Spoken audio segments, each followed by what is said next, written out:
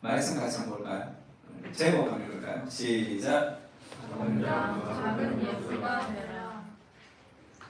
좀 크게 한번 볼까요? 시작. 작은 예수가 되라. 어제 형님처럼 다 읽는데 어제 결혼식 다 오셔서 축복해 주셔서 감사하고 잘 마치고 좀 신혼여행 가는데 다음에 돌아오면 또 같이 한번 인사하고 그러면 좋을 것 같습니다. 다음 결혼은 3월에 우리 그 창민 형제랑 우리 지원자의 결혼 부산에 있습니다. 미리 좀 날짜를 정해가지고 그 전날 좀 부산 다 가서 좀 이렇게 좋은 시간 보내고 또 결혼식 하고 오면 그럼 좋을 것 같습니다.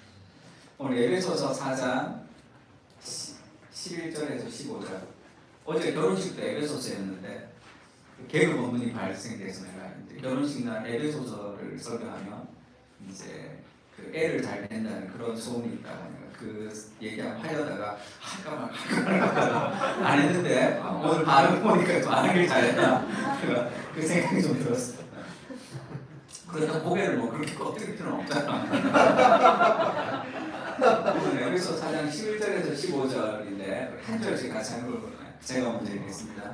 그 어떤 사람은 사도로, 어떤 사람은 선지자로, 어떤 사람은 복음 전하는 자로, 어떤 사람은 목사와 교사로 삼으셨으니 이는 성도를 온전하게 하여 봉사에 이르게 하며 그리스도의 복을 세우려 하시리라. 우리가 다 하나님의 아들을 믿는 것과 아는 일에 하나가 되어 온전한 사람이 이루어 그리스도의 장성한 분량이 충만한 데까지 이르리니 그는 우리가 이제부터 어린아이가 되지 아니하여 사람의 속임수와 간사한 유혹에 빠져 온갖 교훈의 궁조에 밀려 유혹하지 않으라. 같이 읽읍시다. 15절 시작. 오직 사랑에서 참된 것을 하여 범사에 그에게까지 자랄지라. 그는 머리니 곧 그리스도라. 아멘.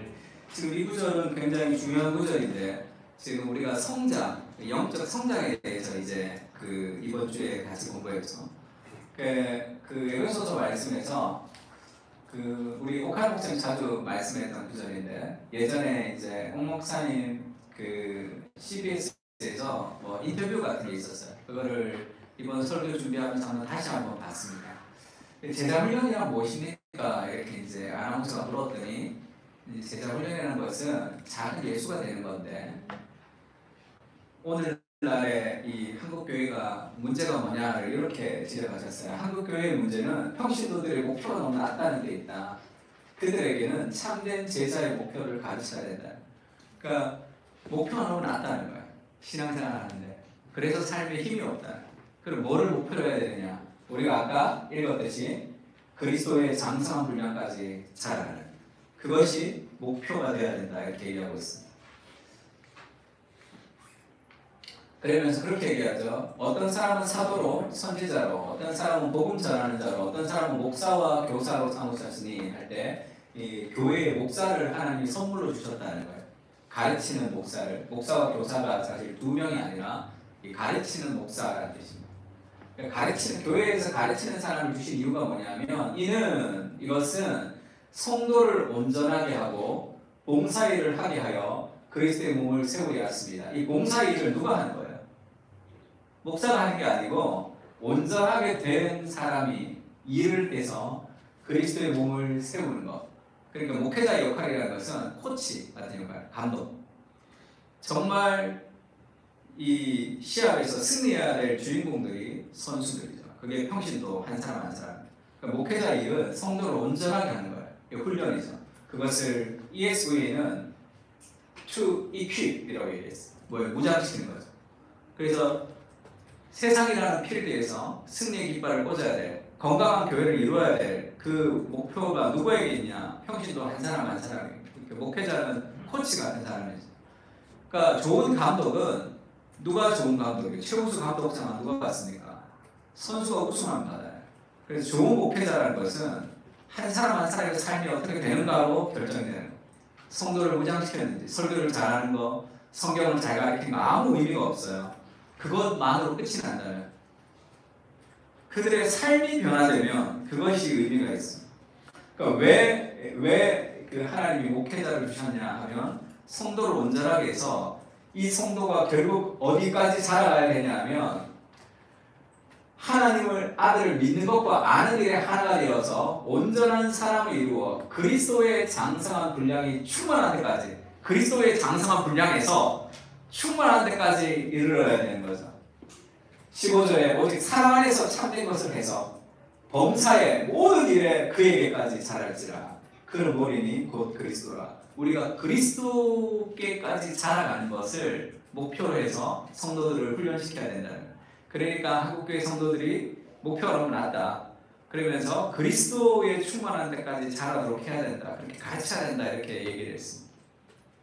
그래서 송 목사님이 좀 재밌는 얘기를 했는데, 달을 보고 화살을 쏴야지 멀리 나간다. 그러니까 에베레스트를 보는 오르려고 연습하는 사람과 남산을 오르려고 연습하는 사람은 다르다. 그러니까 그리스도의 장성한 분량이라는 큰 목표를 잡아야지 조금이라도 더 거룩하게 살 수 있다라는 말씀하셨습니다. 저는 별로 동의하지 않거든요. 그렇게 설명하는 방식은 그게 맞나? 왜 저렇게 설명하시지? 그러면 안 될 거, 안 될 거지만 조금 더 목표를 잡아야지 우리가 더 거룩하게 산다는 의미, 무슨 의미인지는 알겠죠? 그렇다기보다 우리가 완전히 예수님을 닮을 수는 없습니다. 예수님 다시 오실 때까지. 그리고 왜 그리스도의 장성한 분량까지 그것을 원하시는가 하면 조금 더 많은 높은 목표를 잡아서 조금 더 거룩하게 살겠다는 그런 과정이 아니라 사랑 때문이에요. 사랑하면 그렇게 닮고 싶습니다. 사랑하면 그를 위해서 모든 것을 드리고 싶은 거예요. 그 사랑이 우리를 인도하는 거예요. 그 사랑이 우리를 거룩하게 합니다. 내가 거룩한 사람이 되어야 되겠다는 삶의 목표를 가지면 율법주의의 한계를 벗어날 수 없어요. 사랑만이 우리를 자신의 한계를 넘어서게 합니다. 왜냐하면 내가 힘들지만 그 힘든 것을 기쁘게 감당하려면 그것은 사랑 외에는 그것을 도달하게 하는 길이 없습니다. 그래서 끝없는 그리스도의 그 사랑을 경험하고 그 사랑이 우리를 거룩하게 하는 거죠. 그러면 내 삶의 한계를 좀 넘어설 수 있습니다. 사랑이. 그래서 우리가 예수님까지 자라는 것이 그게 삶의 목표라는 거예요. 그럼 어떻게 자라지 못하면 어떻게 되느냐? 우리가 그렇게 자라가야 되는데 영적으로 자라가지 못하면, 그래서 우리가 구원을 받을 때 거듭났다 그러죠. born again, 다시 태어났다는 거예요. 그럼 어떤 상태에 우리가 애기 상태로 태어나요. 영적인 애기 상태. 그러니까 가만히 두면 자라지 못합니다. 영적인 유아 상태로 그냥 그대로 머물러 있는 사람들은 신앙생활은 오래되었지만, 그래서 자라지 못하면, 우리가 성장하지 못하면 어떻게 되느냐? 엄마들이 아이를 낳았어요. 낳은 거야. 근데 애가 자라지 않아. 그러면 그것에 대한 그 걱정이 얼마나 커요. 아이를 사랑하지만, 있는 모습 그대로 사랑하지만 아이가 자라지 않으면 그것은 부모의 마음에 엄청나게 힘든 그런 고통이 되는 거죠. 아이를 먹고 자고 잘 싸면 자라야 된단 말이에요. 그래서 잘 먹는지, 잘 싸는지, 잘 자는지 그거를 늘 관심을 가지고 우리가 보고 아이들을 양육하잖아요. 그렇게 자라가야 되는 거죠. 자라지 못하면 어떻게 되냐? 14절 같이 읽을까요? 14절 시작.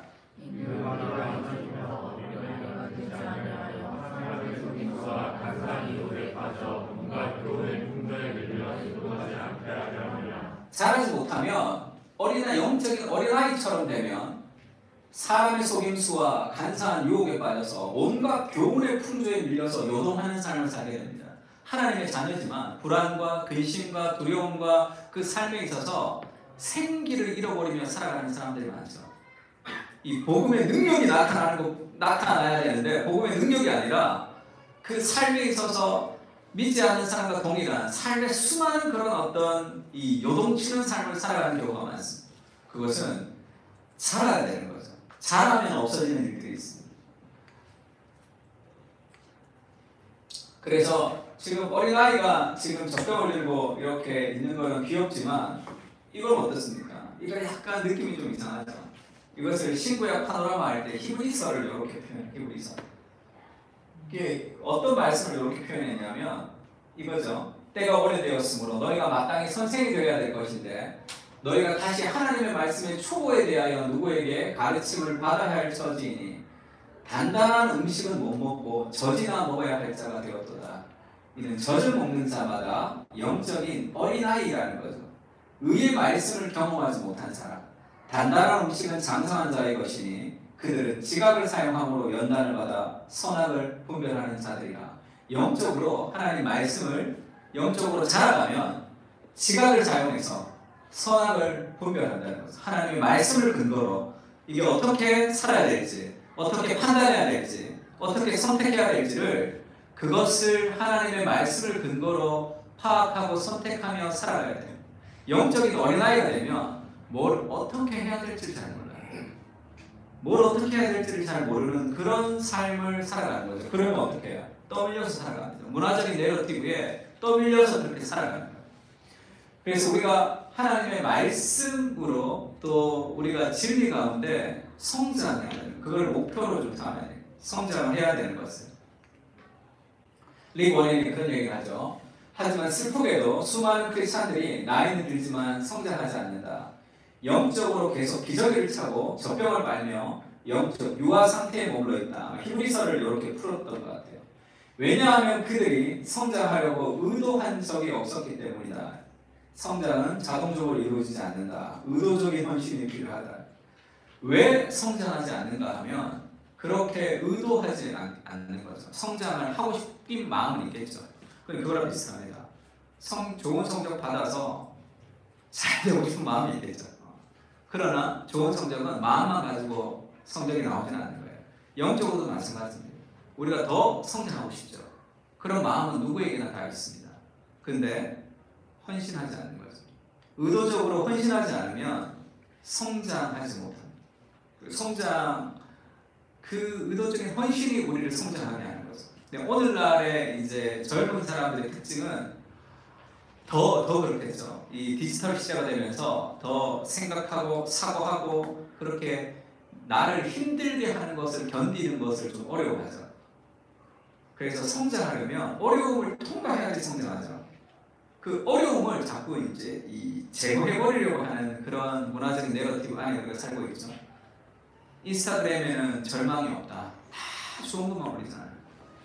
그래서 우울증이 심해지는 청소년 우울증이 페이스북이 나오고부터 청소년 우울증이 급증하는 거죠. 그걸 페이스북이 속였다가 지금 내부 고발로 통해서 굉장히 심각한 문제를 당하기도 하고 그랬죠. 그러니까 다 겉으로 보이는 어떤 외부적인 동기에 의해서 살아가는 사람들은 이 고난과 어려움을 통과하는 법을 잘 모르는 거죠. 그러면 성숙과 성장이라는 것은 우리 삶에서 좀 경험하지 못하며 자라갈 확률이 더 높은 거죠. 내가 의도하지 않지만 헌신하지 않지만 잘 되고 싶은 그런 이상한 마음들을 가지고 있습니다. 같이 읽을까요? 이 땅에서 시작. 이 땅에서 하나님이 우리의 삶에 대해 가지고 계신 궁극적인 목적은 편안한 삶이 아니라 그리스도와 같은 인격이다. 우리의 삶의 목표가 편안한 삶이 아니라 그리스도와 같은 인격입니다. 근데 편안한 삶을 원하는 거죠. 실력을 가지고 돈을 많이 벌어서 편안하게 내가 원하는 대로 살아가는 삶. 근데 그리스도와 같은 인격은 편안할 때 길러지는 게 아니잖아요. 삶이 안정적일 때 길러지는 게 아니라 여러 가지 삶 속에 도전하고 어려움을 통과하고 그러면서 그리스도와 같은 인격이 자라가는 거죠. 그러니까 왜 우리가 그리스도와 같은 인격과 편안한 삶을 도왔을 때 그리스도와 같은 인격을 닮아가는 것이 인생의 목적이 되지 않느냐는 거죠. 왜 그렇게 되지 않느냐? 잘 모르기 때문에. 예수님이 산상설교를 했습니다. 그러니까 왜 그럼 우리가 성장하지 않는가? 쉬워요. 성장을 원하지 않기 때문에 그렇습니다. 목사님 원하는데요. 원하죠. 그러나 더 원하는 것이 있다. 내가 영적으로 성장하는 것보다 더 원하는 것이 있기 때문에 이것이 성장이 안 되는 거예요. 24시간이라는 시간은 다 누구에게나 떨어지지만 똑같지만 시간이 없습니다라고 할 때는 23시간이 되는 게 아니잖아요. 나는 20시간이 되는 게 아니라고. 그것을 할 시간이 없는 거죠. 그러면 다른 거 할 시간이 있다는 뜻이죠. 정말 내 삶이 성장하지 않는 이유는 성장을 간절히 원하지 않기 때문인 거죠. 왜 그런가? 다른 것을 더 원하는 거예요. 왜 그럼 다른 것을 더 원하는가? 그것이 우리에게 있는 어떤 문화적 내러티브가 우리를 좀 사로잡는 경향이 있습니다. 예수님이 산상설교에서 첫 번째 하는 말이 뭐예요? 팔복이죠, 팔복. 산상설교에서 예수님 팔복을 이제 선언하시는데 거기서 심령이 가난한 자는 복이 있다. 그렇게 얘기하고 애통하는 자는 복이 있다. 세상의 복과는 다른 어떤 복을 예수님이 얘기하십니다. 그 8가지 복은 이 그리스도의 성품을 얘기하는 거예요. 성령의 열매를 얘기합니다. 그래서 따로 떨어지는 게 아니라 하나의 복, 하나의 인격을 얘기하는 거예요. 근데 세상과는 다른 삶의 방식이지만 심령이 가난하고 애통하고 의에 줄이고 목이 마를 때 그것을 예수님이 뭐라고 얘기하는가? 복이 있다라고 얘기하는 거죠. 그래서 행복한 사람은 누가 이렇게 이제 애들 만화 같은데 그리스도를 닮아갈 때 팔복 같이 그리스도를 닮아가는 삶을 살아갈 때 그때 가장 행복하다는 거예요. 그 참된 행복을 가리키는 거죠. 그리스도를 닮을 때 인생은 가장 행복한 것이다 이렇게 얘기합니다. 아, 내가 왜 인생이 이렇게 안 행복하지? 내가 왜 이렇게 뭐 하고 살아가야 되지라는 그런 모든 문제를 해결하는 것은 영적인 성장이에요. 예를 한번 들어볼게요. 어떤 그 미국에 있는 유명한 오페라 지망생이었는데 촉망받는 오페라를 그 하는 가수였는데 이분이 결혼을 했습니다. 그러니까 미국에서 결혼을 했는데 남편과 이혼을 했어요. 깊은 우울증에 빠졌습니다. 그리고 한국으로 다시 이제 엄마가 다시 데려왔죠. 이혼했으니까. 촉망받는 오페라 가수였는데 아무것도 못하고 대인기피증에 걸렸어요. 그가 10년을 집에서만 있었어요. 그러니까 엄마의 마음이 얼마나 이 마음이 무너지겠어. 그러다가 처음 밖에 나가게 된 것이 수요 성경 공부를 나가게 됐어요. 수요 성경 공부를 나가다가 어느 날 하나님 말씀이 들렸습니다. 회복이 된 거죠. 그리고 이 처음 성가대 솔로를 서는 날이 있었어요. 그 엄마의 마음이 어떻겠어? 그 10년 동안 방에만 있었던 애가 성가대 솔로를 쓰고 있으니까 가슴이 얼마나 복잡했어. 그래서 목사님한테 편지를 보내요. 자문의 편지. 이런 스토리들을 쭉 쓰면서 그 목사님은 그 얘기를 듣고 그렇게 얘기했어요. 나는 다시 태어나도 목사가 되겠다 이렇게 얘기했습니다. 제가 다르게 얘기해 볼게요. 목사란 직업이라는 것이 중요한 게 아니라 나는 다시 태어나도 사람을 변화시키는 사람이 되고 싶다. 영적으로 성숙하면 인생의 가장 큰 의미는 가장 귀한 사람의 영혼이 변화된다는 거예요.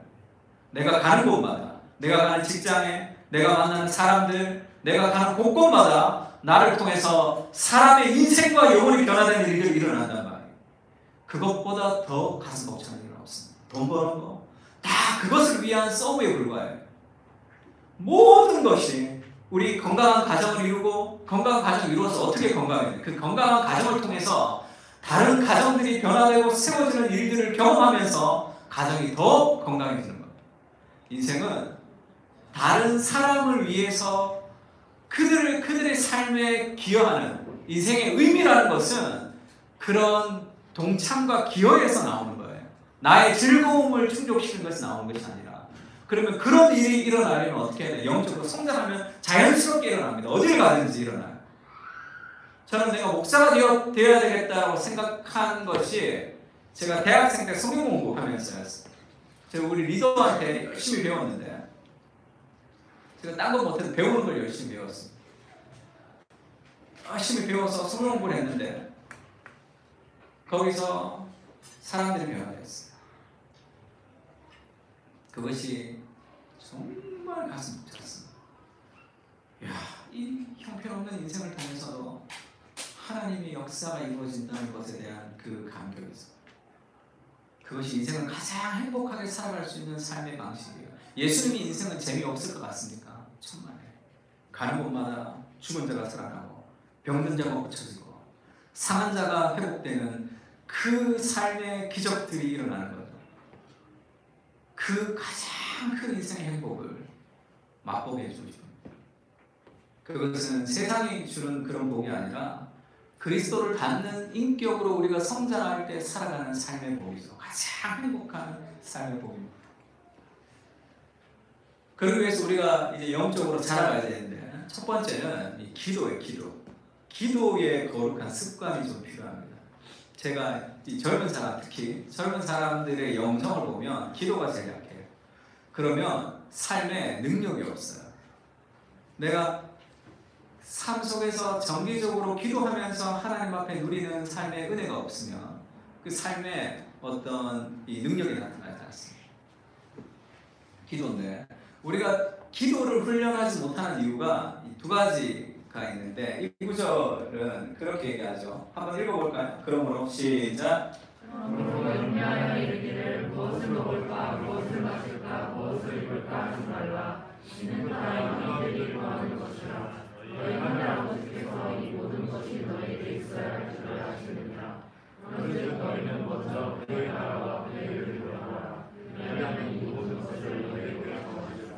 이 구절을 두 가지 이제 오해를 하는 경우가 있는데 첫 번째는 무엇을 먹을까 무엇을 마실까 기도하지 말라. 이런 다 이방인들이 구하는 것이라. 그래서 나는 무엇을 먹을까 무엇을 마실까 같은 개인적인 것은 기도하면 안 된다라는 그런 이렇게 좀 뭐라 그럴까요? 좀 너무 기도하기 초라하다. 내가 이런 기도하는 것은 좀 부끄럽다. 이런 생각을 하는 경우가 있습니다. 그리고 너희는 그의 나라와 그의 의를 구하라. 그래야만 이 모든 것을 더하시라. 그러니까 그의 나라와 그의 의 같은 것을 기도해야 된다고 생각하는 거죠. 근데 지금 그 얘기가 아니라 염려하지 않고 염려와 걱정하지 마라. 하나님께서 우리를 채워주신다라는 그런 믿음을 가지는 것이고 먼저 그의 나라와 그의 의를 구하라는 것은 우리 인생의 우선순위, 하나님을 사랑하는 우선순위를 얘기하는 거지 우리 삶 속에서 뭐 구체적인 것을 기도하지 않는 내 삶의 유익을 위해서 기도하지 말라는 뜻이 아니죠. 주기도문에 보면 무슨 기도가 있습니까? 오늘날 우리에게 일용할 양식을 달라고 기도하라 말씀하잖아요. 뭐 이대로라면 기도 안 해야죠. 일용할 양식을 다 주셔야죠 하나님이. 그래서 무언가 초라한 것을 기도하지 않도록 하는 그런 마음도 있고 기도를 하려면 뭔가 좀 거룩한 것을 기도해야 된다는 그런 착각이 있습니다. 그렇지가 않아요. 우리는 내가 내 힘으로 살아갈 수 없는 연약한 인생이 모든 것이 하나님의 은혜 아니고서는 하나님이 주지 않으면 살 수 없는 연약한 인생이라는 것을 고백하면 날마다 기도하게 되어 있습니다. 오늘 말씀을 들으면 여러분 매일 기도하게 될 거예요. 매일 기도할 수 있도록 내가 그 말씀을 좀 얘기할 테니까 오늘 말씀 듣고 이제 매일 기도하는 삶을 이제 평생 살아가게 될 겁니다. 이런 구절이 있어요. 같이 읽을까요? 시작. 내 이름으로 설득과 진리가 하나님이 내 아버지와 하나님은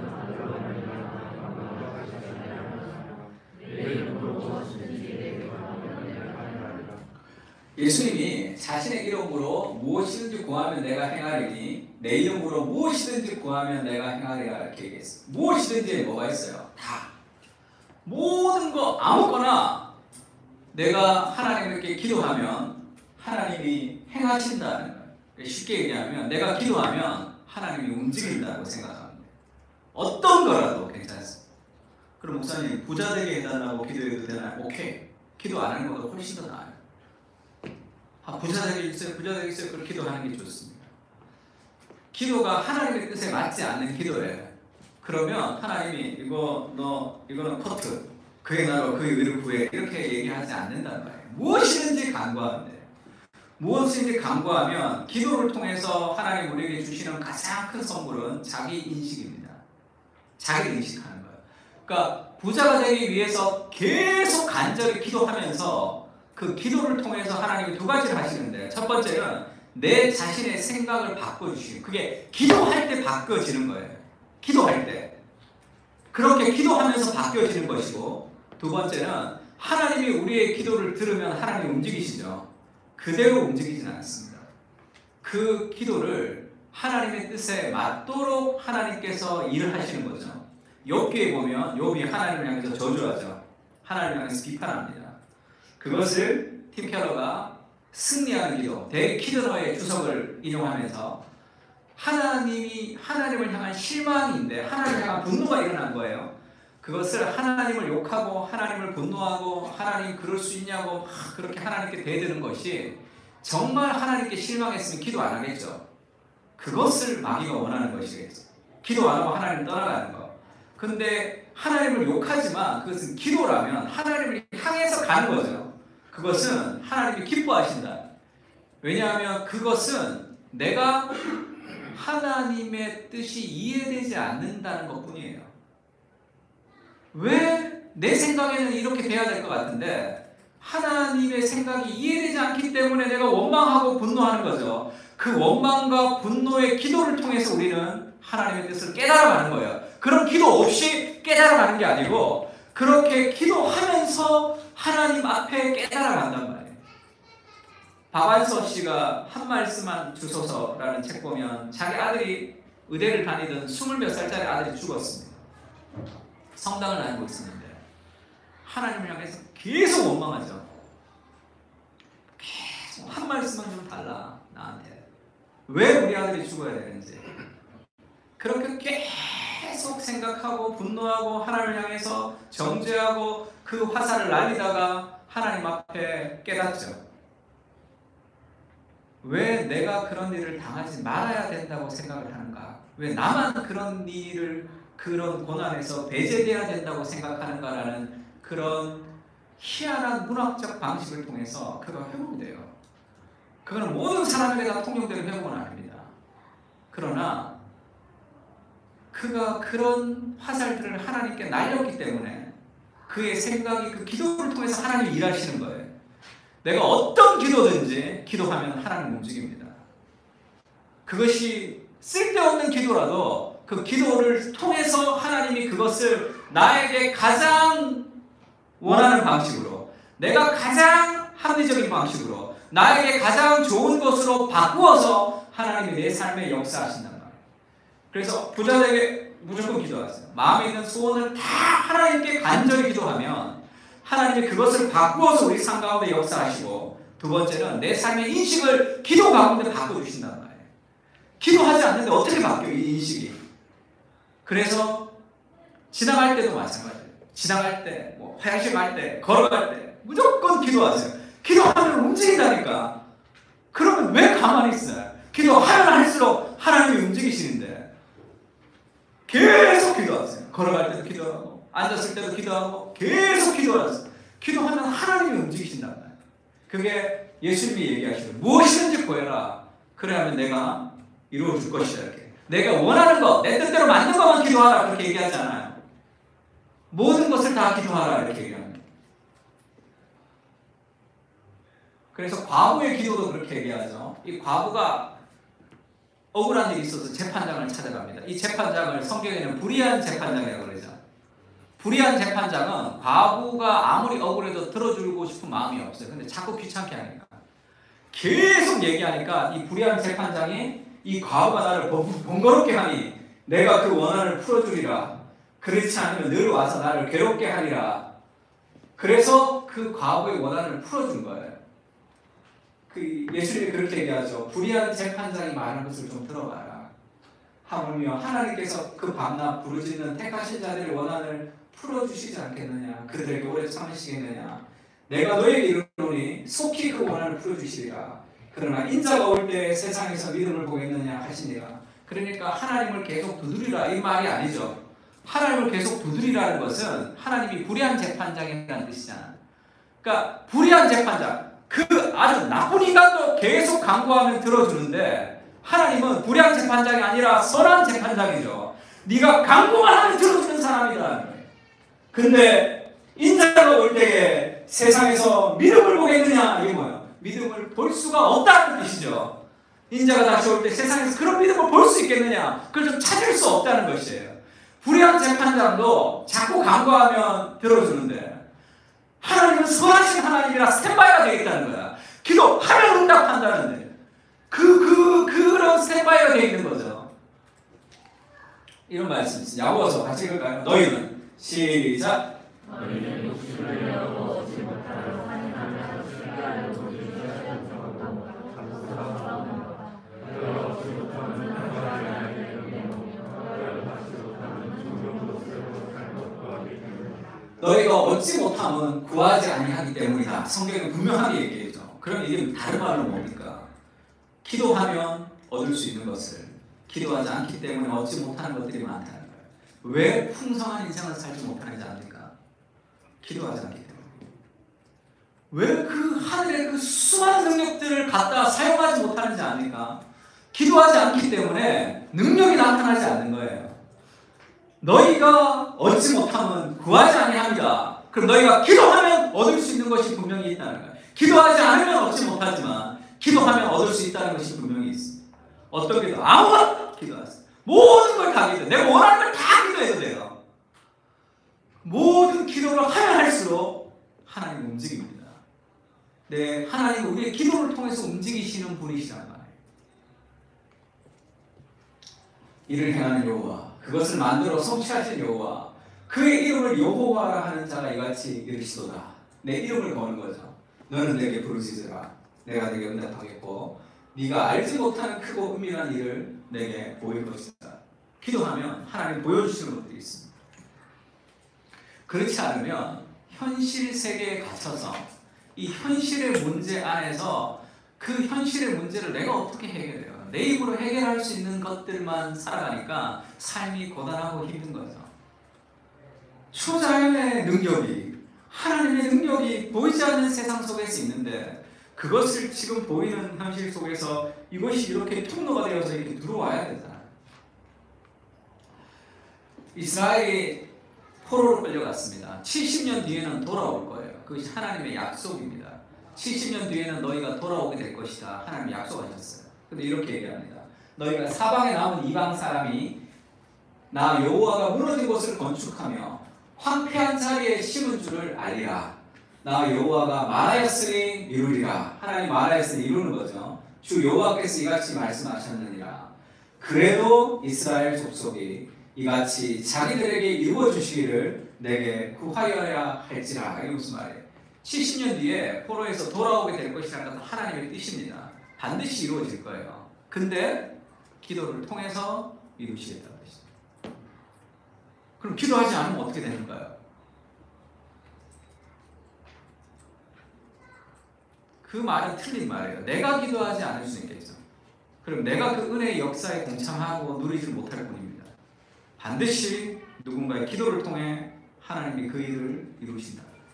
그러니까 하나님의 작정과 인간의 기도는 우리가 알 수 없는 방식이지만 하나님이 그렇게 역사하시는 거예요. 기도를 통해서 하나님이 일을 하신다고 하셨단 말이에요. 그리고 무엇이든지 원하는 대로 구하면 내가 이룰 것이고 너희가 얻지 못하면 구하지 아니하기 때문이다. 이렇게 얘기했습니다. 그러면 이 삶의 풍성함은 기도를 통해서 하나님이 오신다는 거예요. 뭐든지 다 하고 이래요. 어떤 것도 다 괜찮아요. 기도하면 하나님 움직이십니다. 눈을 탁 감으면 하나님이 막 움직인다. 그게 내가 움직이는 것보다 훨씬 낫죠. 미친듯이 기도 안 하고 뭐 움직여봤자 이 정도밖에 안 되잖아. 눈을 감으면 하나님 움직이신다고 생각하세요. 왜 기도 안 하겠어요? 앞으로 지하철 타고 가면서 기도하세요. 뭐 부자 오케이, 뭐 성공 다 좋아요. 아니면 성공했어 다 줬어. 부자 되게 해주세요 다 줬어요. 간절히 구하면 우리의 생각이 기도 속에서 바뀌고 하나님이 부자 되게 해주시는 그 기도를 가장 적절한 방식으로 내 삶에 아름답게 역사해 주신단 말이에요. 기도하면 하나님 움직이신다. 기도하지 않으면 그 하나님의 은혜의 역사는 이루어지지만 그건 내가 누리지는 못한다는 거예요. 그리고 개인의 기도도 그렇지만 서로를 위해서 기도하는 것이죠. 서로를 위해서 함께 기도하는 거죠.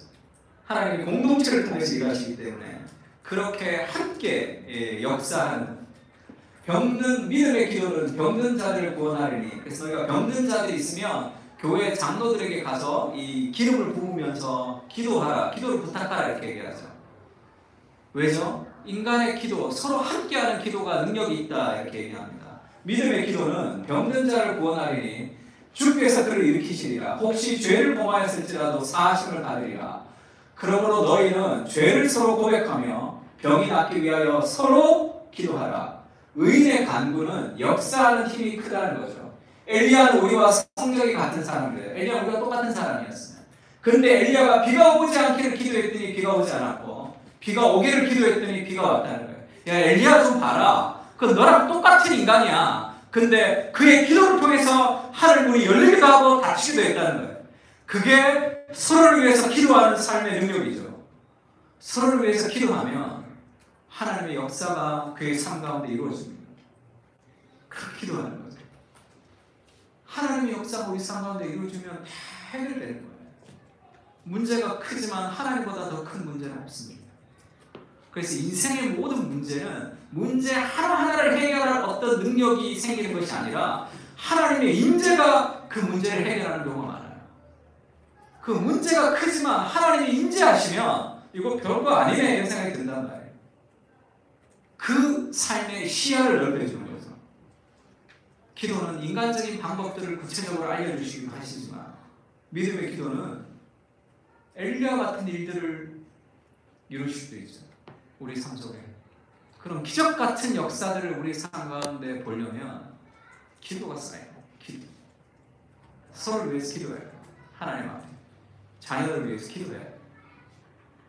자녀에 대해서도 불안과 염려와 근심과 그런 것들이 가득 찬 이유는 하나님을 향한 신뢰가 부족한 거죠. 기도예요, 기도.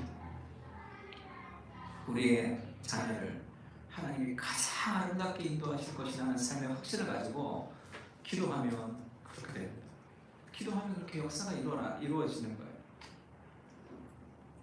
오늘 가자마자 걸어가면서 기도하세요. 뭐 계속 기도해요. 왔다 갔다 하면서 계속 기도하세요. 그럼 뭐 이렇게 막 하나님이 막 움직이는 소리가 막 들려요. 얼마나 행복해. 아, 기도하고 하나님 일하시는구나 이렇게. 기도해 놓고 하나님 일하시는구나 이렇게. 그걸 보면 일하시면 그 길로 가면 되죠. 얼마나 좋아요. 평생 기도를 재밌어 하면서 기도하면 돼요. 어딜 가든지 무엇을 하든지 기도하십시오. 너희가 얻지 못하면 구하지 아니합니다. 말씀은 그냥 그대로 믿으니. 너희가 기도해도 얻지 못하면 정욕으로 잘못 구합니다. 정욕으로 쓰는 기도를 하면 안 된다는 게 아니라 내가 정욕으로 쓰는지 안 쓰는지가 어떻게 알아야 돼요? 기도하면서 하는 거예요. 기도하면서 하나님의 사랑을 받으면서 하나님이 그것을 가장 아름답게 역사하는 걸 보면서 이게 아니라 이거였구나 그렇게 깨닫는 거예요. 기도하지 않으면 깨닫지 못합니다. 옆에 사람 보고 기도의 능력을 믿읍시다 그렇게 한번 얘기 좀 해봤어요. 말은 기도의 능력을 믿읍시다. 눈빛은 별로 흔들리고 있어요. 별로 믿지 않는 것 같아요. 그것을 삶 속에 좀 경험했어요. 그래서 이제 막 기도하고 싶은 마음 듭니까? 기도해야지. 그러면 수많은 하나님의 역사가 이루어진다. 다윗에게 하나님이 그렇게 얘기한 적이 있습니다. 아멜렉이랑 전투를 할 때 이제 하나님 내가 나갈까요? 이렇게 물어요. 언제 나갈까요? 이렇게 묻습니다. 기도해. 뽕나무 위에서 걸음 걷는 소리가 들리면 네가 나가라. 그의 기도를 통해 뽕나무 위에서 걸음 걷는 소리. 그게 무슨 소리예요? 군대 소리겠죠. 전쟁을 해야 되니까. 하나님의 군대가 그러면 뭐 여러 소리 안 들리면 어떡하지가 아니라 군대 소리가 들린단 말이에요. 나의 기도를 통해 하나님의 군대의 소리가 들리면 그때 다윗이 나가는 거죠. 그리고 승리하는 거죠.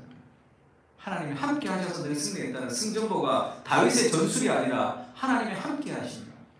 너의 평생에 너를 당할 자가 없을 것이다. 하나님이 여호수아에게 하시는 말씀이죠.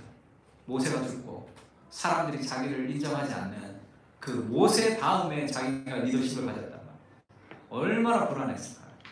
하나님이 두려워하지 말라. 내가 너와 함께 할 것이다. 너의 평생에 너를 당할 수가 없을 것이다. 말씀해 주세요.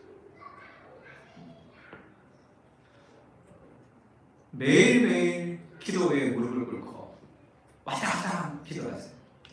기도를 통해서 하나님이 일하시는 소리를 좀 들어야 돼요. 그 간증들이 막 일어나야 돼요. 두 번째 하나님의 말씀이죠. 하나님의 말씀 가운데 성장하는데 같이 읽을까요? 모든 성경은 시작. 모든 성경은 하나님의 방법으로 된 것으로 구원과 진망과 발견과 의롭게 하리니 하나님의 사랑으로 모든 사람을 하나님을 같이 하라. 모든 성경은 하나님의 감동, 하나님의 호흡이라는 뜻입니다. 하나님의 영감, 하나님의 호흡이 있기 때문에 그 성경은 사람을 온전하게 해요. 인격을 성숙시킵니다. 온전하게. 그 다음에 모든 선한 일을 행할 능력을 갖추게 해줍니다.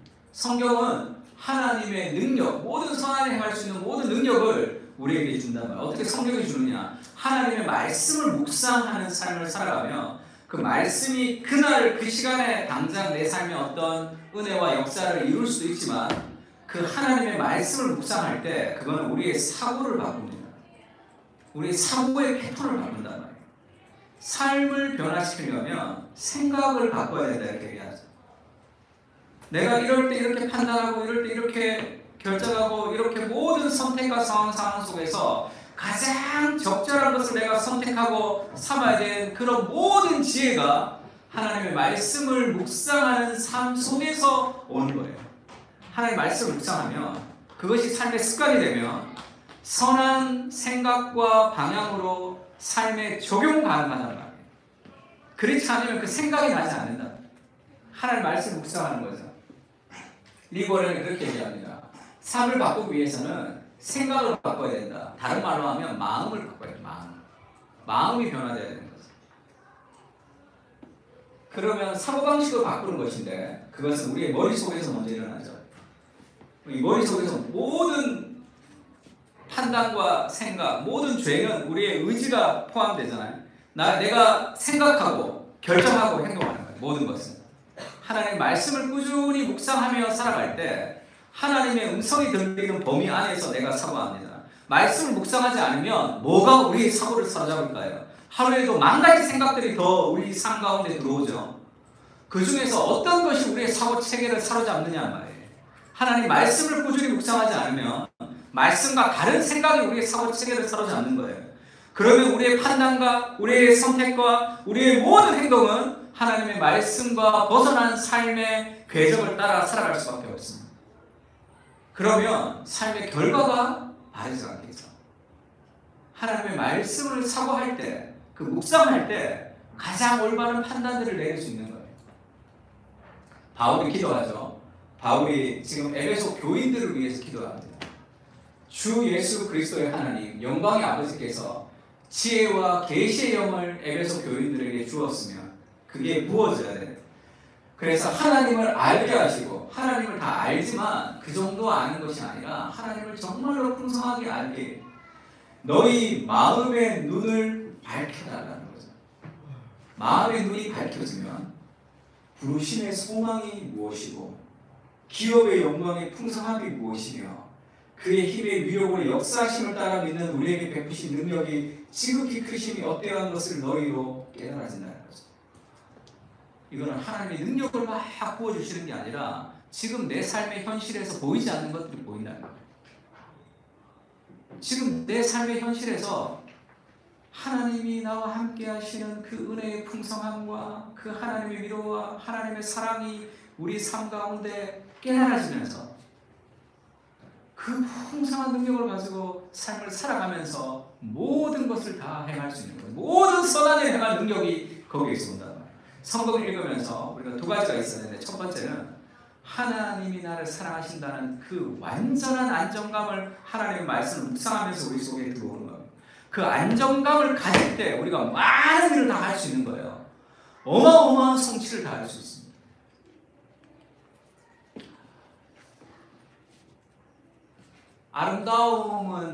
아름다움은 저절로 이루어지지 않는다라는 스캇 솔저 책을 봤더니 스캇 솔저가 그런 얘기를 한번 하더라고요. 이 팀켈러의 제자인데 스캇 솔저가 자기가 중학교 때 자기 아버지가 애를 데리고 그랜드 캐니언으로 갔다는 거예요.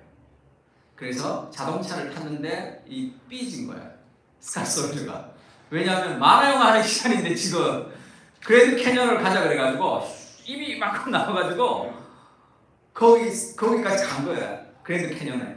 자기 엄마 아버지가 그랜드 캐니언을 보려고 내렸는데 안 내린 거예요. 컴퓨터 게임 이제 그거 하려고 안 내린 거야. 그러면서 그 아버지가 그렇게 얘기했다는 거야. 나중에 후회하게 되는 게 벌이다. 너 지금 이랬지. 나중에 후회하게 되는 게 좀 벌이다. 왜 그렇죠? 그걸 몰라서 그렇단 말이에요. 그 그랜드 캐니언의 그 장엄함, 그 영광스러움을 잘 몰라서 컴퓨터 게임에 만족하는 삶을 사는 거죠. 그 눈이 열리면 또 다른 세상이다. 하나님 앞에서 보이는 것과 보이지 않는 것, 보이지 않는 세상이다. 교회의 공동체가 중요하다는 것은 이것은 보이지 않는 하나님의 나라가 여기서 임했다는 것을 보여주는 하나님의 통치가 임하는 곳이죠. 세상에서는 경험할 수 없는 그런 용납과 복음을 경험하고 우리가 다시 나가는 거죠. 제가 이번 주에 읽었던 책 중에 정말 마음에 들었던 책 중에 하나가 세상에서 가장 쉬운 본질 육아라고 진아영이라는 그 의대 교수죠. 존스 홉킨스 소아정신과 의사입니다.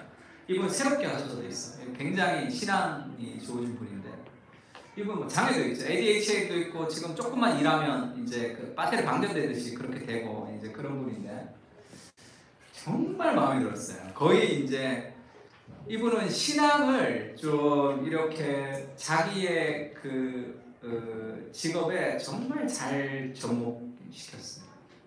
내가 이 육아책을 읽으면서 이렇게 좀 뭐랄까 마음에 이렇게 가슴이 뛰어본 적이 없을 정도로 굉장히 좋아요. 강추. 엄마 아빠들 다 사보고 청년들도 괜찮아요. 다 한번 보세요. 이것이 영적인 성장의 과정을 잘 보여줍니다.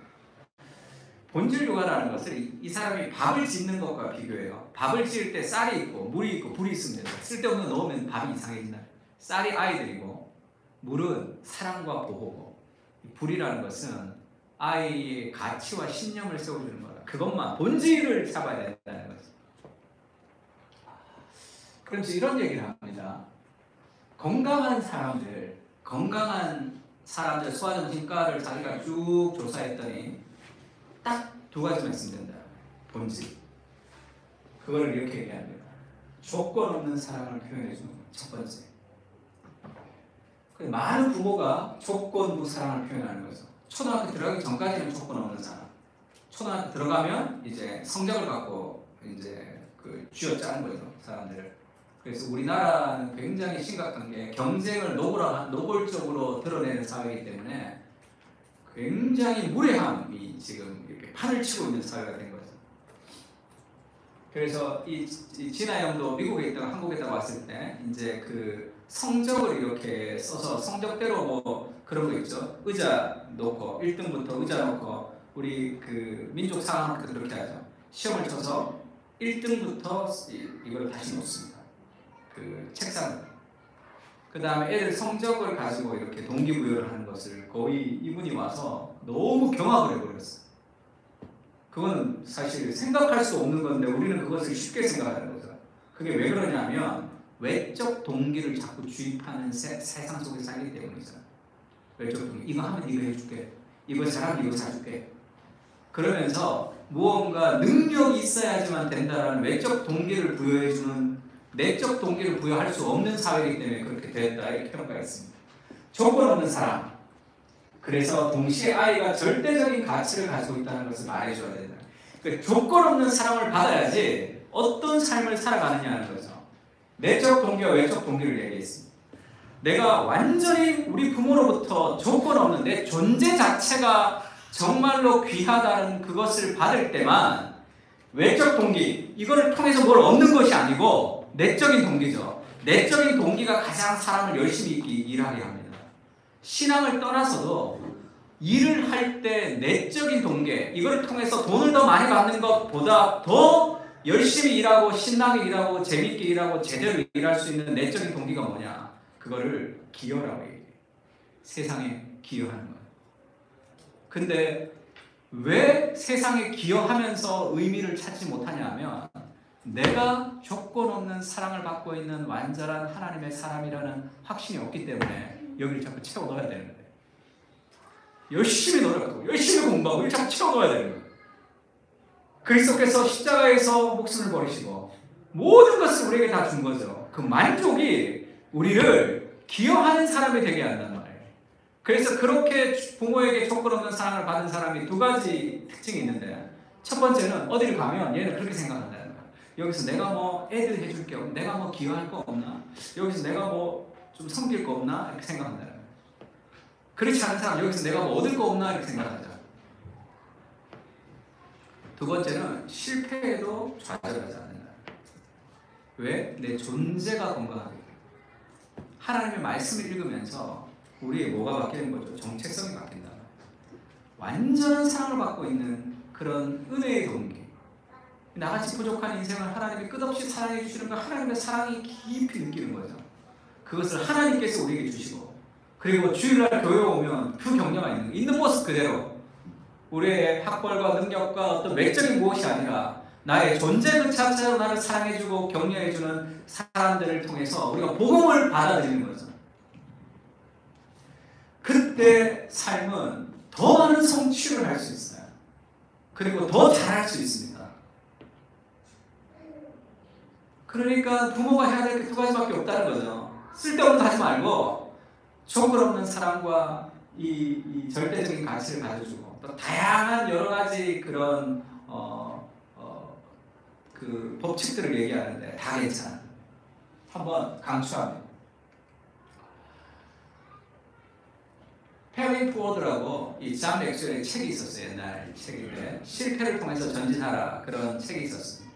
왜 삶에서 사람들이 외적인 동기를 가지고 살아가는 사람들은 좌절을 견딜 수 없어요. 나보다 잘하는 사람을 시기하고 내가 실패하는 걸 견딜 수 없습니다. 왜 그러냐면 완전한 사랑, 조건 없는 사랑이 없기 때문에 그래요. 그래서 우리가 하나님의 말씀을 묵상하고 읽으면서 그것을 충만하게 받는 거죠. 그때 경쟁 뭐 이런 것이 아니라 훨씬 더 세상에 기여를 하면서 더 의미 있는 인생을 살아갈 수 있다는 거예요. 재미있는 얘기를 한번 했는데 그 사라 블레이클리라는 이 여성 CEO 아주 유명했죠. 그 작년에 1등석 항공권 2장을 이 전 직원에게 그 다음에 1,000,000원씩을 쏘았습니다. 전 직원들에게 그 상장된 기쁨을 10주년인가 해서 그래서 이 사람이 이게 그 직원들에게 그렇게 얘기하는 거예요. 어디 가고 싶냐? 전 세계 어디든지 가라. 가서 좋은 호텔에서 좀 쉬고 와라. 그러니까 전 세계 어디를 가는 항공권. 그 다음에 1,000,000원을 쏘아서 완전 뭐 그 뉴스에도 나오고 그랬죠. 이 사람이 누구냐면 지금 포브스지에서 왜 나왔는지 2016년도에 나왔는데 여자 CEO로 제일 첫 번째로 억만장자대에 들어간 사람이에요. 이 어마어마한 사람이죠. 이 스핑스라는 그런 속옷, 보정 속옷들을 하는 사람인데 이 사람이 이 로스쿨에 2번 떨어졌어요. 그래서 외판을 하고 있었습니다. 그냥 어디서 이제 점원에서 외판을 하고 있다가 어디 파티를 가야 되는데 스타킹을 신고 샌들을 신을 수가 없잖아요. 그 스타킹을 신고 자기 샌들을 신고 싶은 거야. 그래서 스타킹을 발목을 잘랐어요. 발목을 잘랐단 말이에요. 그리고 샌들을 한번 신는 거. 그러다가 그런 거 만들면 좋겠다 그래서 발목 없는 스타킹을 만들었어요. 샌들 신을 수 있는. 다 반대했습니다. 다 반대했는데 해서 그 오프라 윈프리 쇼에 나오면서 이게 완전히 대박이 돼. 지금 보정 속옷으로 엄청나게 지금 큰 대기업을 만들었죠. 그러니까 어떻게 그럴 수 있었냐 물어봤더니 자기 아버지가 자기를 교육할 때 너 이번 주에 어떤 실수했니? 이렇게 물었다는 거예요. 어릴 적부터. 이번 주에 뭐 좀 실수한 거 뭐 있냐? 그래서 자기는 어릴 적부터 그냥 실수하는 거보다 이렇게 그러니까 뭐든지 해보는 거예요 그냥. 그래서 자기 아버지가 뭐 그렇게 얘기해서 자기는 늘 실수하면서 배웠다는 거예요. 그러니까 로스쿨 2번 떨어져도 그게 뭐 그렇게 큰 것도 아니었어. 남들이 다 반대했는데 그렇게 한번 해보지 뭐. 그래서 그걸 한번 했단 말이에요. 지금 세계에서 이 100명의 그 영향력 있는 사람의 여성 CEO로 들어가게 됐어요. 그 뭐죠? 실패를 쉽게 딛고 일어나는 거죠. 내적 동기가 없는 사람들은 실패에 좌절합니다. 그건 완전한 충만한 사랑. 그것을 경험하지 못하는 거예요. 하나님의 말씀을 통해서 우리는 그걸 경험하는 거죠. 그거를 경험한 사람이 사람들을 용납하는 거. 그걸 경험한 부모가 아이들을 그렇게 볼 수 있는 거예요. 불안과 두려움과 걱정 가운데 나는 좋은 엄마가 아니야 라는 그런 생각 가지고 아이를 양육하면 반드시 애들이 좋지 않은 영향을 주겠죠. 그것은. 충만한 하나님의 사랑, 완전한 사랑이 하나님의 말씀 안에 있습니다. 그것을 우리가 경험하고 묵상하고 생각해야지 그것이 계속 복음이 우리 안에서 계속 자라는 거죠.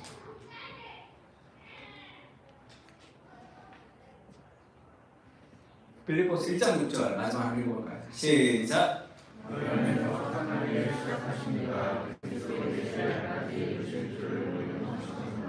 그러나 성장은 시간이 걸린다는 걸 좀 알아야 돼요. 너희 안에 착한 일을 시작하시니까 그리스도 예수의 날까지 이루실 줄을 우리가 확신한다. 저는 이 구절을 정말 좋아합니다.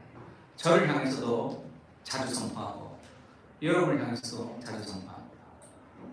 제가 교회들을 볼 때도 그렇게 보는 거죠. 너희 안에 착한 일을 시작하시니까 그리스도 예수의 날까지 이루실 줄을 확신하는 거죠. 지금 잘 보이지 않아도 하나님은 일하고 계시다.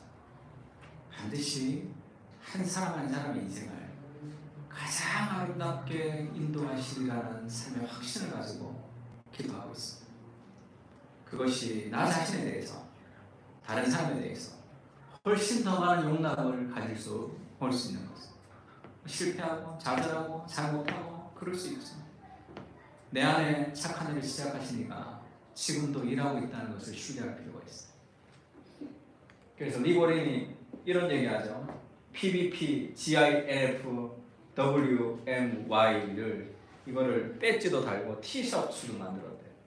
그리고 자기들 달고 다녔나 봐요. 교회에서 상품이 있는 거 보면 우리도 하나 좀 달고 다닐까 생각하는데 이게 무슨 얘기입니까?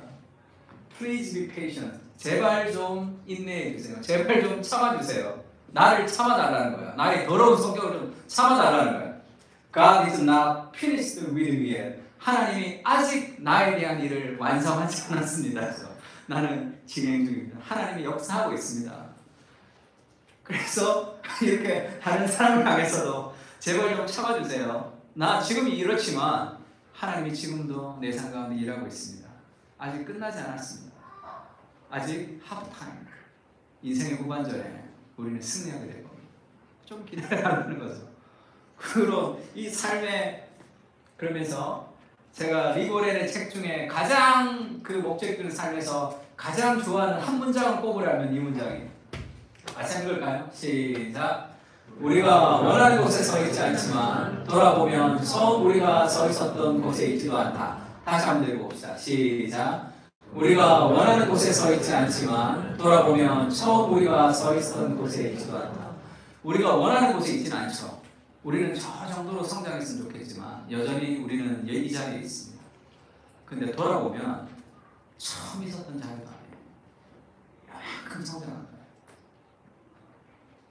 하나님이 그렇게 우리 가운데 일하고 있다는 거죠. 내가 생활권 수료할 때나 그 다음에 제자훈련 할 때나 리더 선임할 때나 집사 될 때나 그럴 때 이제 보면 그 교회 처음 왔을 때가 이제 생각나잖아요. 교회 처음 와서 총각 때 와서 결혼하고 아기 낳고 이런 것도 다른 삶의 형태지만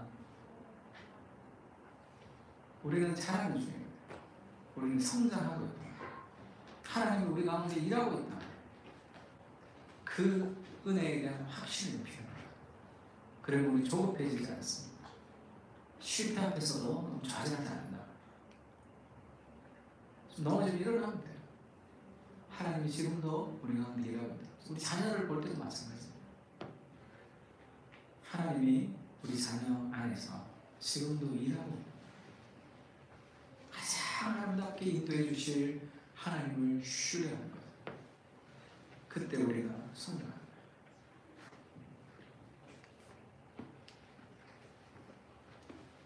하나님이 우리의 관원을 아직 완성하지 않으셨다. 그러니 계속 전지 않아. 달팽이도 강한 끈기로 방주에 들어갔다. 얼마나 그걸 좋은 얘기가. 노아의 방주에 달팽이가 얼마나 자기가 이렇게 기어가는데 막 노루가 막 빨리 들어가고 그 거북이 맞아 엄청난 속도로 가고 나는 뭐냐. 근데 방주에 들어갔잖아. 그렇게 들어가는 거예요. 옛날 내가 청년부 설교할 때 한번 했는데 또 한번 해볼까요? 이렇게 하면 손을 한번 잡아보세요. 이렇게 한번 해보세요. 이렇게 한 15도 정도 틀어보세요. 천천히 이렇게. 그 다음 다시 이렇게 해서 천천히. 달팽이가 들어가고 있다고 생각하세요. 인생이 좀 힘들 때마다 한 2번만 이렇게 하면 여러 가지 하나님 주시는 은혜가 막 이렇게 들어올 때가 있어요. 서로 돌아보아 사랑과 선행을 경외하며 모이기를 피하는 어떤 사람들의 습관을 같이 하지 말고 오직 권하여 그날이 가까움을 볼수록 더욱 그리하자. 격려하세요. 하나님이 당신을 위한 일들을 아직 완성하지 않았습니다. 그렇게 한번 인사할까요? 하나님께서 당신을 위한 일들을 아직 완성하지 않았습니다. 그렇게 한번 인사합시다.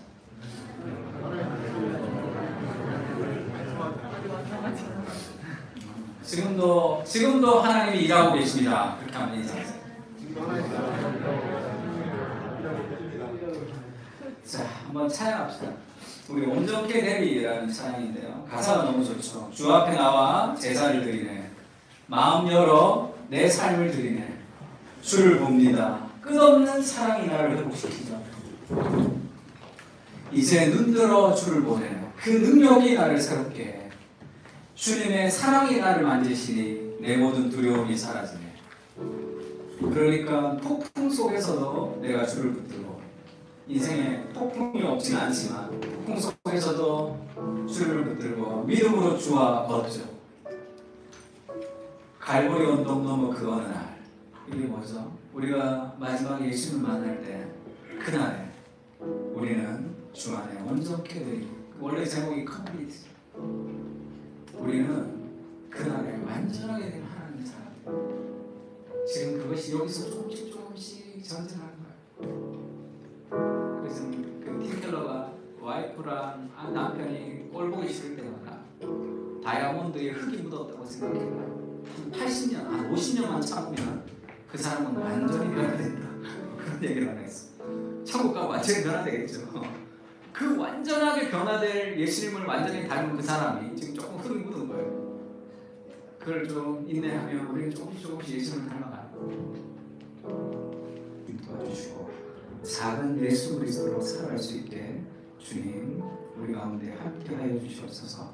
이제 우리 주 예수 그리스도의 은혜와 하나님 아버지의 무한하신 사랑과 성령님의 교통하시는 자가 예수님의 닮기를 사모하며 소원하며 살기를 다짐하고 돌아가는 사랑하는 교회 교인들 머리 위에 이제부터 영원까지 함께 계십시오.